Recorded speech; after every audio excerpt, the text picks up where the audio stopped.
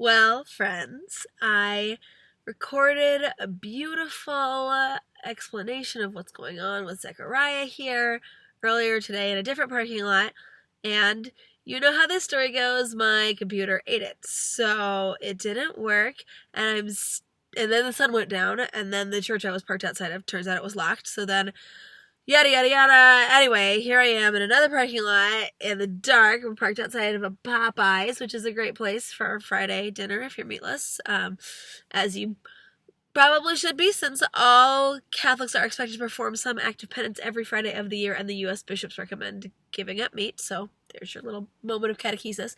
So we've got all the lights in the car on, and I don't know, I'm a slapper filter on this, and whatever. Y'all don't watch this for my pretty face or the background. Anyway, but today, or, the readings that we're about to look at is Saturday of the third week of Advent, which is actually the last weekday or daily mass of Advent this year. We have the shortest Advent we can possibly have this year, so tomorrow is going to be both the fourth Sunday of Advent and Christmas Eve. So, I'm sure you've seen on Facebook how you got to go to Mass twice, right? You got to go to your Sunday Mass and you got to go to your Christmas Mass. So there you go. But today's gospel is about Elizabeth giving birth to John the Baptist. And I know that you know this story. And again, the ones that are familiar sometimes are the hardest ones for us really to pray on. But I was just really blessed by spending some time with Zechariah today, the first time that I recorded this video, and then a little bit afterwards when I finally managed to find an unlocked church and do my holy hour. I was just thinking about Zechariah and how he doesn't have this trust in God. He doesn't expect his prayers to be answered. And so when his prayers are answered, he doesn't believe, right? And so he's struck dumb. And it says, it's Luke 1:57-66 that we're reading today. When the time arrived to Elizabeth to have her child, she gave birth to a son. Now, this is interesting because the verse before this says Mary remained with her about 3 months and then returned to her home. Now, as moderns, we read that, and then we read Elizabeth had a child, so we're like, okay, Mary came, stayed for 3 months, went home, then Elizabeth had a baby. I don't think that makes any sense. I mean, honestly, first of all, as ancients, they aren't writing in a strictly chronological way, so you don't have to read it that way. But I just feel like, Elizabeth's in her 6th month, Mary goes, Mary gets the news, it takes a second for her to get there, she has to travel to Elizabeth's home, then she's there for 3 months, okay? So at this point, Elizabeth is in her 41st week, she's 60 years old. I mean, it doesn't make any sense, she's not going to go that long, right? I mean, I suppose she could have, but then we're supposed to think that she's 41 weeks pregnant, and she knows when she got pregnant, right? Because the angel made a promise. Zechariah comes home. She's 41 weeks pregnant, and Mary's just like, okay, bye now. I don't, it would be kind of awkward to meet John the Baptist because it should be a surprise when I meet him in the desert, so I'm a piece. I don't know. There's nothing doctrinal as far as I can tell that rides on this either way. I really don't think the church has spoken on it. But it just seems to me that Mary would have stayed, that she would have been there with Elizabeth, that she would have walked with her in this time of great difficulty. Because as much of a joy as it was for Elizabeth to bear a child, she's old. Her body is struggling. And it's going to take her a long time to bounce back after she has this baby. She's going to need a lot of help. There's a beautiful painting in the Church of St. John the Baptist in Front Royal, Virginia, that has Elizabeth sort of in the background, and she's obviously just given birth. And Mary is holding baby John the Baptist and bringing him out to the mute Zechariah. And I love that image. It just makes sense to me. On the other side of that church is an image of John the Baptist about to be beheaded, and he's kneeling on the ground, and he's staring off into space with this look of a soldier who's ready for whatever comes. And it's interesting because, a lot of times the martyrs have great joy as they approach their martyrdom. But for John the Baptist, this is before the passion, death, and resurrection of Christ. And he is absolutely faithful.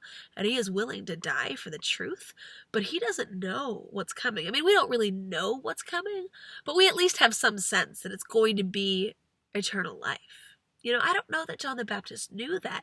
And yet, he was willing to follow the Lord, whatever that meant. If that meant that this was going to be the end of everything, so be it.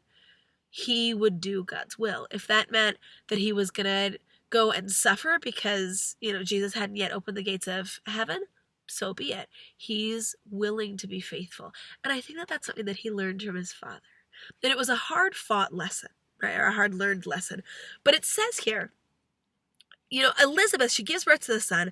Her neighbors come, and they're like, oh my gosh, this is amazing. This is so great. It says her neighbors heard that the Lord had shown his great mercy toward her, and they rejoiced with her. And I wonder if they hadn't been sort of waiting, like, this can't possibly happen for Elizabeth, right? I mean, it's too good. It's too beautiful, right? God's not going to do something like this.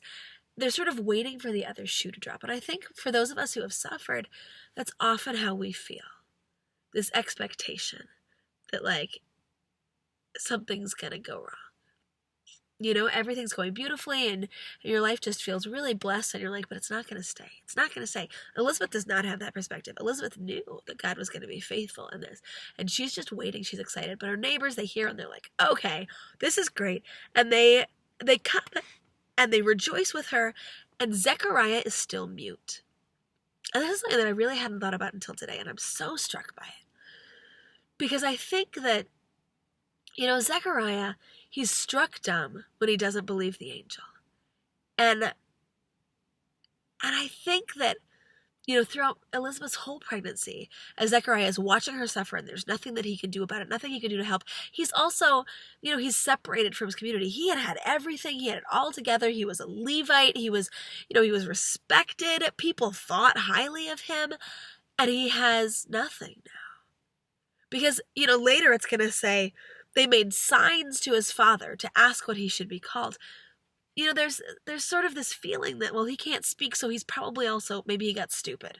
Maybe he's deaf now. People are now, they're dismissing him, they're ignoring him.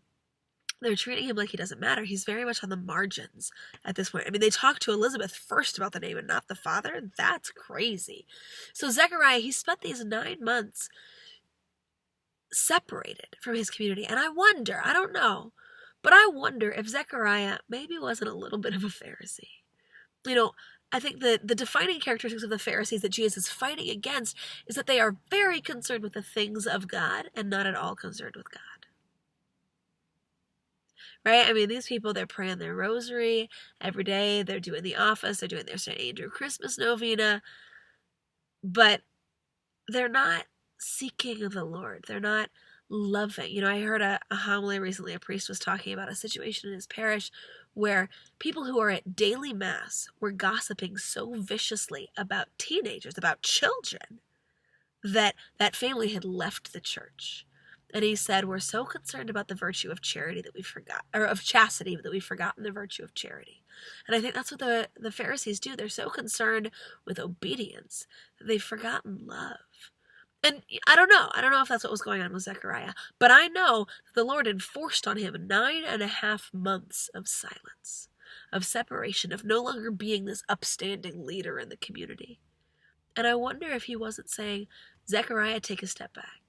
Because you thought you had it all together. You thought you knew what you were doing. And I sent an angel to offer you my grace, and you doubted? You're going to need some time to pray on this. So Zechariah, I think, has had 9.5 months of retreat. Just being still before the Lord, being silent, dealing with silence for maybe the first time in a long time. And wrestling with all of this, asking himself, why did I doubt? But throughout that whole pregnancy, I wonder if he wasn't just thinking, okay, like, this is a lesson during Elizabeth's pregnancy.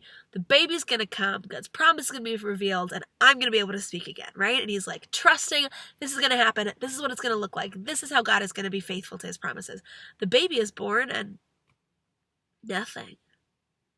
He still can't speak. And this, I think, is where Zechariah's real test comes. Because during that time of expectation, he was like, okay, God can fix this. He fixed my wife's infertility. He could fix this. And the baby's born and Zechariah is still mute. And he's like, wow, this isn't going away. And I think the question there is, can you trust God when he seems to have abandoned you? Can you praise God for answered prayers when they come at a very high cost? I think many of us have experienced that. Prayers that God answers, but there's a cost. Some of us have children whose lives have been spared, and we're now dealing with years and years and years of really difficult medical issues, of really difficult family circumstances. Here's Zechariah. He's like, well, I have this baby. Yes, I rejoice in this baby, but at this cost, can I trust God when he's done this to me? That, I think, is sort of the crux of being a believer. Can I trust God when I do not see what he's doing? Can I trust God when he has allowed me to suffer in such great ways? When it seems that he has orchestrated this suffering, can I still trust him? And there's a beautiful saint, Blessed Maria Quattrochi. She and her husband, Blessed Luigi, they were beatified together before the Martins, Zelli and Louis, so, kind of a big deal. And, they're nothing really to write home about. They're just this very ordinary, extreme holiness. Had 4 kids, that's kind of the end of the story. But one thing that I love about Maria is that we have some letters of hers that she wrote to Luigi after discovering that she was pregnant with her 2nd child, where she says, I can't do this. I can't do this. I'm exhausted. I'm sick. I'm miserable. Why has this happened? And that's not before her conversion. That's part of her life in Christ. Because God doesn't demand that we have certain feelings. God demands choices, right? And so for many of us, we have these answered prayers or these unanswered prayers, and we have really extreme feelings against this pregnancy or what's going on in our marriage or what's going on in our job or, all kinds of different things. God doesn't blame us for those feelings. The question is, what do you choose? And so Zechariah, I'm sure, was sitting there like, I love my kid, and I'm so glad that we have this baby, but I also know that my separation from my community is in large part a consequence of this answered prayer. And he has to wrestle with those feelings and choose to trust God in that. And so then, Elizabeth says, John is his name. And they're like, whoa, right? She says he will be called John, sorry. The answer, there's no one among your relatives who has this name. Like, that's ridiculous. Why would you name him John? What even is that, right? I mean, we've all had some friends who've named their kids some crazy things, and you're like, oh, okay. But here, she says that, and they're like, okay, well, now I guess we'll ask the father, right? Normally he would be the one to go to, but he is like, we don't know what's going on with Zechariah. And so they make these signs, and he asked for a tablet. Right? Because he doesn't have sign language. He doesn't have paper where he can write something. He's not texting. He's so isolated right now. And he could right here have been like, yeah, call him Zechariah. At least I should get something out of this situation. Right? Or he could have ignored the fact that this was a gift from the Lord, or he could be resentful of his inability to speak. But Zechariah here chooses to be faithful. When God seems not to be answering this prayer, when he seems to be leaving him in separation and silence, Zechariah chooses to be faithful, and he says, John is his name. And that act of faithfulness, that's what frees his tongue. His mouth is open, and he spoke blessing God. And this is the incredible thing. We don't have this reading in the passage for today. But it goes on, and Zechariah says, Blessed be the Lord, the God of Israel. He has come to his people and set them free. He pronounces the Benedictus, the Canticle of Zechariah, which is prayed by every priest, every religious, and many lay people in the entire Western Church every single morning. Every morning of my life, I pray that prayer. And Zechariah, who had been a man maybe just going through the motions, deals with this extreme suffering for 9.5 months. And God doesn't just say like, okay, now you're good. God doesn't just rehabilitate him. God elevates him. He glorifies him. He makes him a prophet who pronounces the goodness of the Lord and whose words will echo in the mouths of Christians until the end of time. That's what God does with suffering, through suffering. That's what God does with fallen, broken, sinful people. He transforms us for his glory. Now, the first reading was from Malachi, and it talks about the refiner's fire. And this is an image that I think is really powerful. You know, if you were involved in youth ministry in the 90s, you know this. Refiner's fire, my heart's one desire is to be holy. Praying for this fire to refine us. He will sit refining and purifying silver, and he will purify the sons of Levi, refining them like gold or like silver, that they may offer due sacrifice to the Lord. And there was a chain email that went around back in the day of chain emails that said, and I don't know how true this is, but it's a good image, that a goldsmith or a silversmith, they hold the precious metal in the flame, the hottest part of the flame. And if they take it out too early, it's ruined. If they leave it in too long, it's ruined. How do they know the exact right moment? It's when their face is reflected in the metal. So if you feel like God has left you in this suffering and you have been forgotten, like maybe Zechariah did, trust that he is keeping his eye on you, watching you like a hawk, watching you like a silversmith, watching you like a father. And he's waiting for the moment when you are a perfect reflection of his image. This Christmas, we look to the manger to see the hope that the Lord offers us. And I pray, my friends, that when God with us comes among us on Sunday night, that you will rejoice in knowing that whatever God is doing, he is with you and you are loved.